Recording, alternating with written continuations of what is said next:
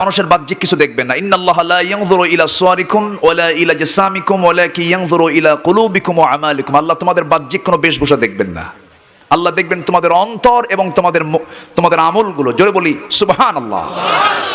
অনেক আলেম হাসরের ময়দানে আটকা পড়ে যাবে, অনেক শহীদ আটকা পড়ে যাবে, অনেক দানবীর আটকা পড়ে যাবে।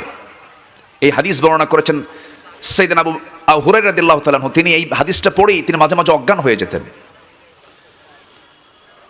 রাসূল বলেছেন, আল্লাহ তাআলা হাসরের ময়দানে কিছু কিছু শহীদকে আটকে ফেলবেন, যাদেরকে দিয়ে আল্লাহ রাব্বুল আলামিন জাহান্নামকে উদ্বোধন করবেন। কাদের দিয়া বলেন?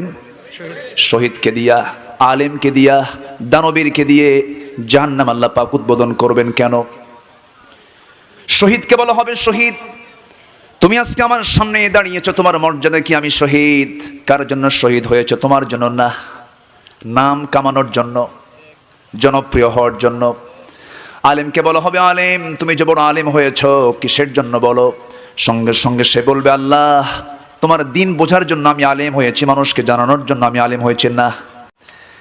জনপ্রিয় বলবে তোমাকে, মানুষকে খুশি করার জন্য তুমি এলেম অর্জন করেছিলে।